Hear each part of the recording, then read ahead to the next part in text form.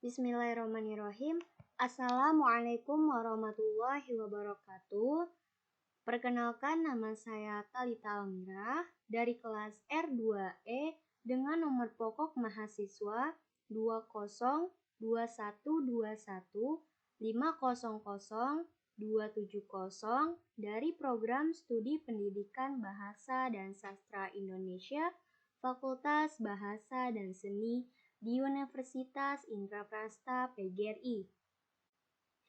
Tujuan saya membuat video ini untuk memenuhi tugas mata kuliah Fonologi Bahasa Indonesia dengan dosen pengampu Bapak Irwan Siagian MPD. Di sini saya akan membahas tentang jenis-jenis alat ucap dan fungsinya 1-25.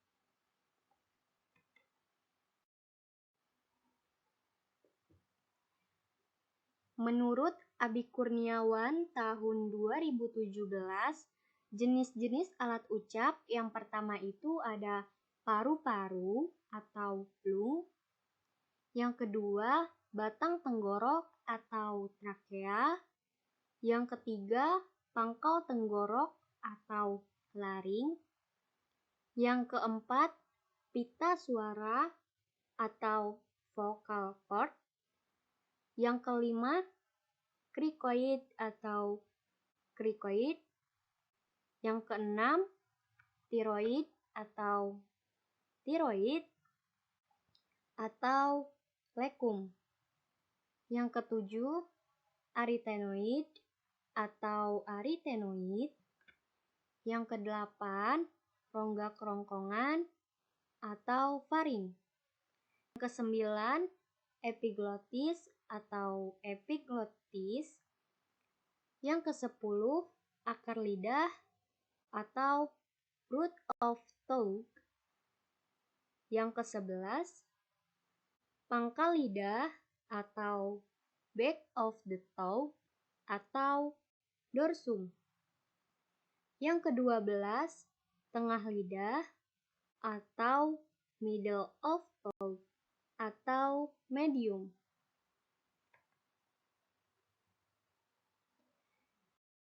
Yang ke-13, daun lidah atau blade of tongue atau laminum. Yang ke-14, ujung lidah atau tip of the tongue atau apex. Yang ke-15, anak tekak atau uvula.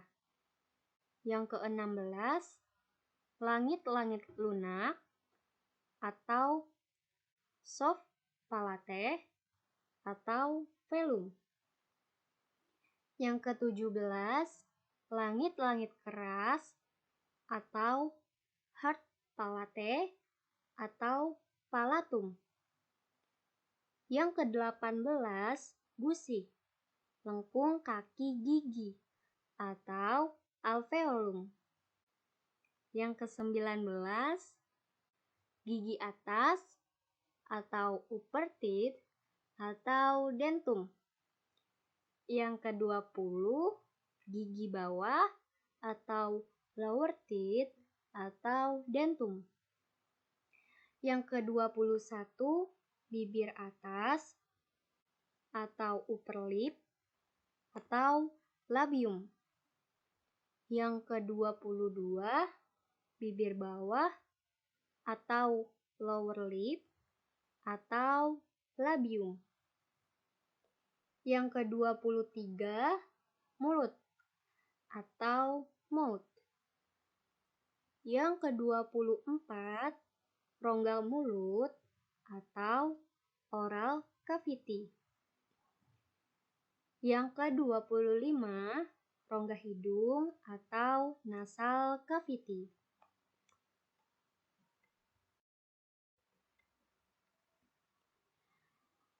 Berikut fungsi-fungsi alat ucap. Yang pertama, paru-paru atau lung. Menurut Kushartanti dan kawan-kawan, tahun 2009, paru-paru berfungsi untuk memompakan udara dalam proses produksi bunyi. Aliran udara paru-paru ini disebut aliran udara pulmonik.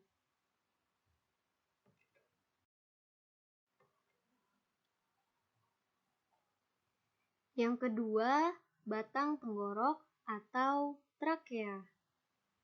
Menurut Abi Kurniawan tahun 2017, batang tenggorok berfungsi sebagai batang tenggorokan atau trachea windpipe. Ini satu jalur dengan laring dan pita suara, sehingga bunyi yang dihasilkan itu bunyi glotalisasi.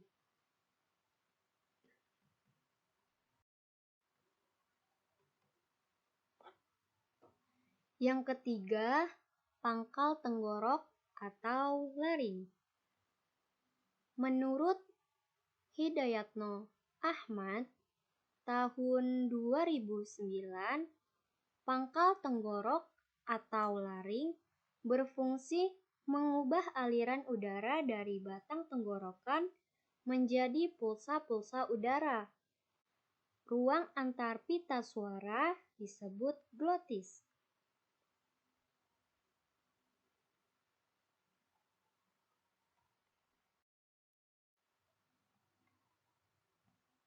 Yang keempat ada pita suara.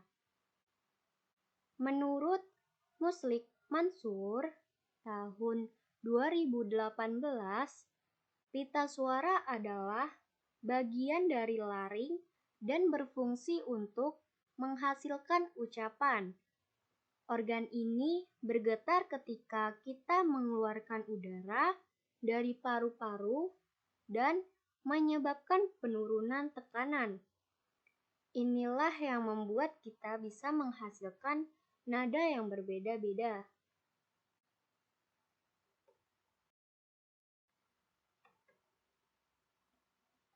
Yang kelima, krikoid atau krikoid. Menurut Abi Kurniawan tahun 2017, krikoid berfungsi sebagai tempat perlekatan untuk otot tulang, rawan, dan ligamen yang terlibat dalam membuka dan menutup jalan nafas dan menghasilkan suara organ alat ucap.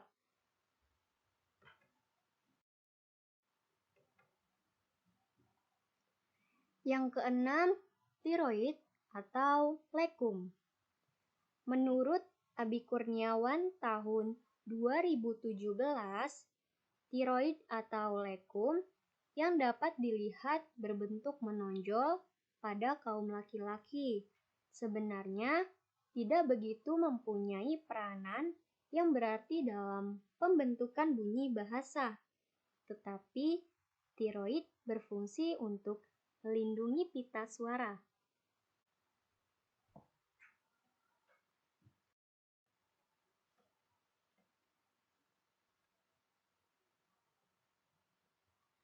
Yang ketujuh ada arytenoid. Menurut Abi Kurniawan tahun 2017, arytenoid berfungsi untuk memungkinkan terjadinya vokalisasi.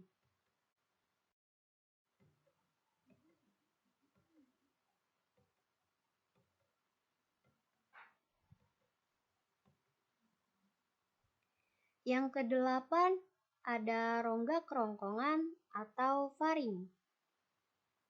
Menurut Khair Abdul tahun 2019, rongga kerongkongan atau faring berfungsi sebagai tabung udara yang akan ikut bergetar bila pita suara bergetar.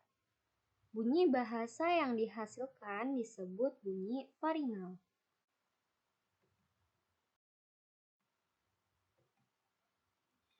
Yang kesembilan ada epiglotis atau epiglottis.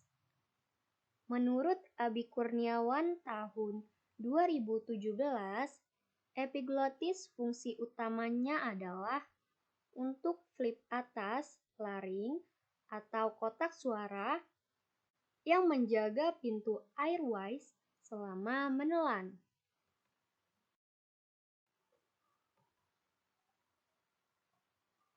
Yang ke-10, akar lidah atau root of tongue.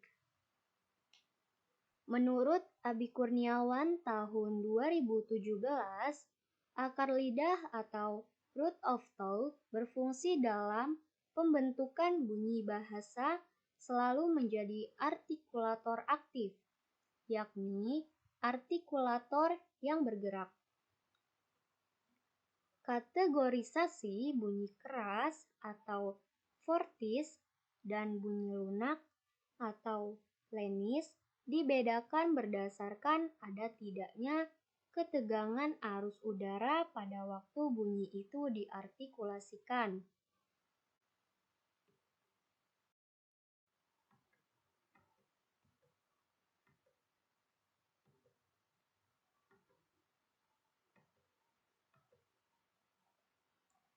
Yang ke-11, pangkal lidah atau back of the tongue atau dorsum. Menurut Irfan Muhammad tahun 2018, pangkal lidah berfungsi menghasilkan bunyi yang dihasilkan udara keluar melalui rongga hidung disebut bunyi nasal. Dan kalau udara keluar dari rongga mulut disebut bunyi oral.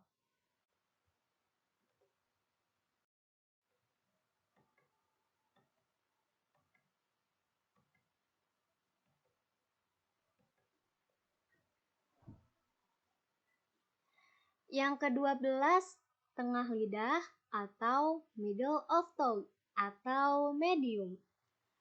Menurut Abi Kurniawan tahun 2017, tengah lidah fungsinya yaitu menghasilkan beberapa jenis bunyi hambatan, bunyi stop atau bunyi letus, bunyi lateral atau samping, bunyi getar, dan bunyi yang dihasilkan tengah lidah dan langit-langit keras.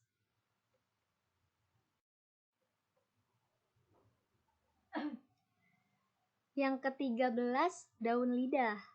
Menurut Irfan Muhammad tahun 2018, daun lidah berfungsi sebagai artikulator aktif. Bunyi yang dihasilkan alveolum dan apex disebut bunyi apicoalveolar. Lalu yang dihasilkan oleh alveolum dan laminum disebut bunyi laminoalveolar.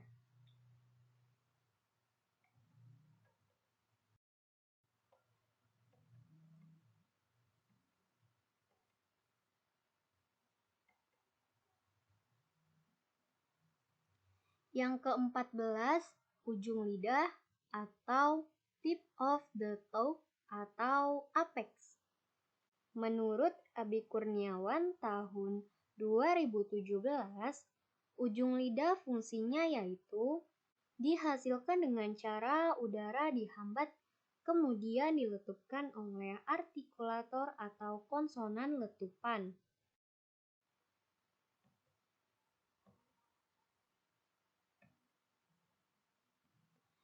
Yang ke-15, anak tekak atau uvula.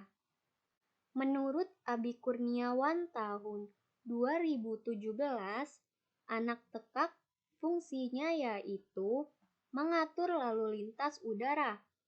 Bunyi yang dihasilkan anak tekak yaitu bunyi uvula.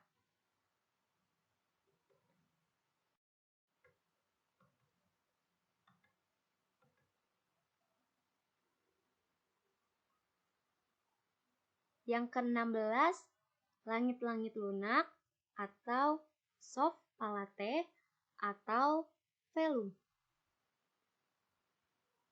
Menurut Abi Kurniawan tahun 2017, langit-langit lunak berfungsi sebagai pembentukan bunyi bahasa.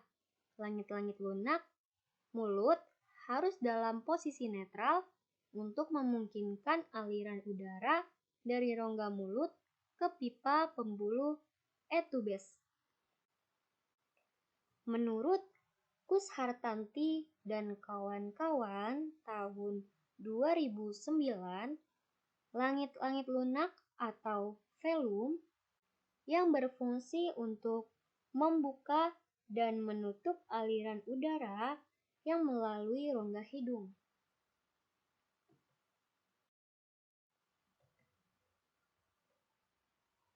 Yang ke-17, langit-langit keras atau hard plate atau palatum. Menurut Abi Kurniawan tahun 2017, langit-langit keras berfungsi sebagai atap tulang mulut. Fungsinya yaitu sebagai artikulator pasif, sedangkan artikulator aktifnya adalah ujung lidah atau tengah lidah. Bunyi yang dihasilkan oleh palatum disebut palatal. Menurut Khair Abdul tahun 2019, langit-langit keras berfungsi sebagai artikulator pasif atau artikulator yang diam, tidak bergerak.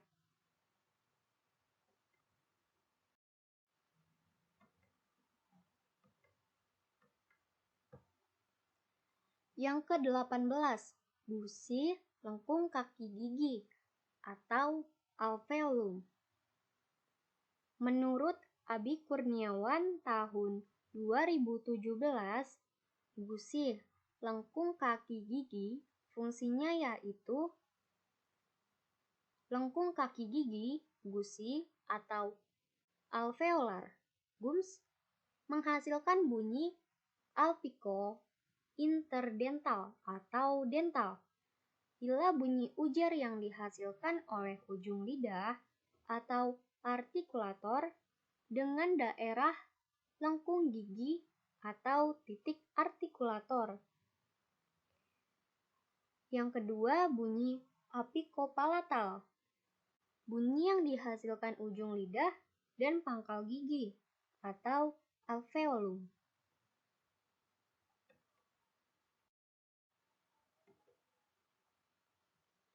Yang ke-19, gigi atas atau upper teeth atau dentum. Menurut Abi Kurniawan tahun 2017, gigi atas fungsinya yaitu terbagi menjadi dua, gigi atas dan gigi bawah. Ketika membentuk bunyi bahasa, gigi yang berperan penting yaitu gigi atas. Gigi atas biasanya bersama-sama dengan bibir bawah atau ujung lidah. Bunyi bahasa yang dihasilkan oleh gigi atas dan gigi bawah disebut bunyi dental. Bunyi bahasa yang dihasilkan oleh gigi atas dan bibir bawah disebut labiodental. Adapun bunyi bahasa yang berbentuk oleh gigi atau atas dan ujung lidah disebut bunyi apikodental.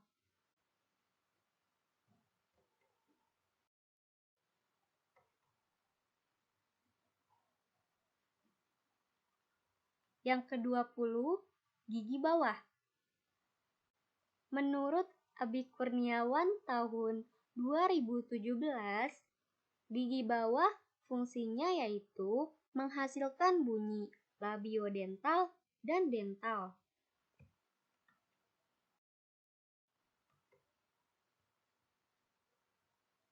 Yang ke-21, bibir atas atau upper lip atau labium.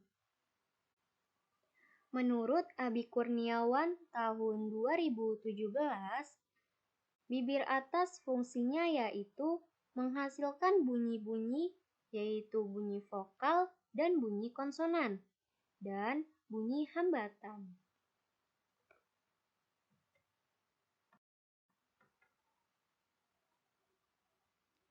Yang ke-22, bibir bawah atau lower lip atau labium.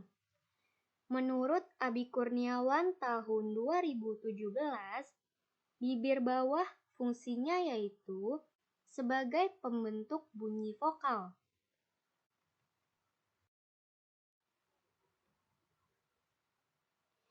Yang ke-23, mulut atau mouth. Menurut Abi Kurniawan tahun 2017, mulut fungsinya yaitu artikulator adalah alat ucap yang bersentuhan atau yang didekatkan untuk membentuk bunyi bahasa.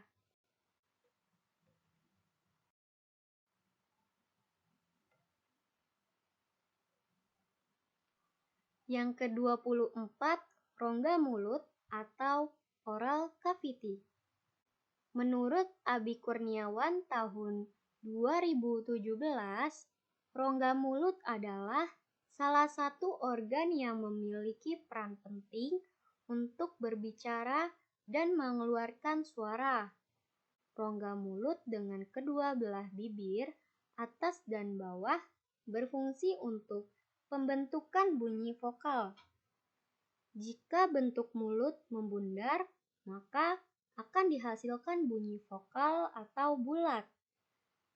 Jika bentuk mulut tidak bundar atau melebar, akan dihasilkan bunyi vokal tidak bundar.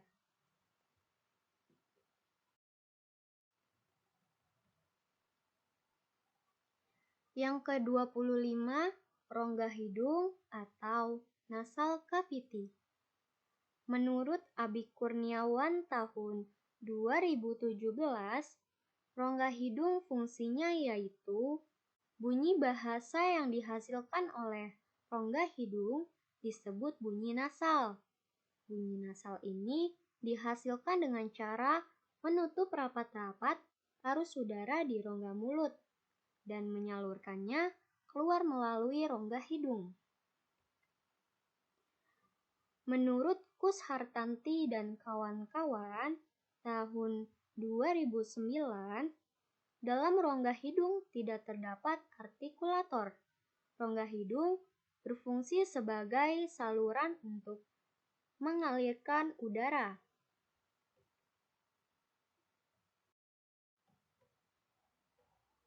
Simpulan. Alat-alat ucap adalah bagian utama tubuh untuk menghasilkan dan membedakan bunyi-bunyi bahasa.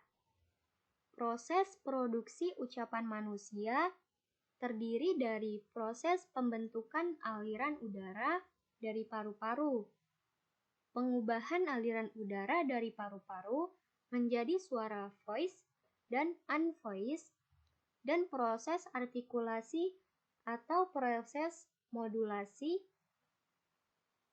pengaturan suara yang terdiri dari bunyi yang spesifik. Model artikulatori digunakan untuk mentransformasi parameter artikulatori menjadi representasi vektor dari vocal tract cross section yang kemudian berubah menjadi karakteristik akustik dalam alat suara. Dalam fonetik artikulatoris, hal pertama yang dibicarakan adalah alat ucap manusia yang menghasilkan bunyi bahasa. Sebenarnya, alat ucap itu juga memiliki fungsi utama lain yang bersifat biologis.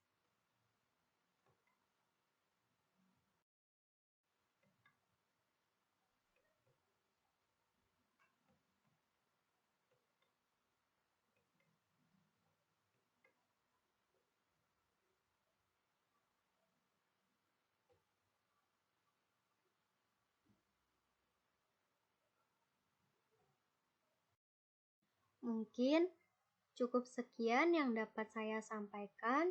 Kurang lebihnya saya mohon maaf. Wabillahi taufik wal hidayah. Wassalamualaikum warahmatullahi wabarakatuh.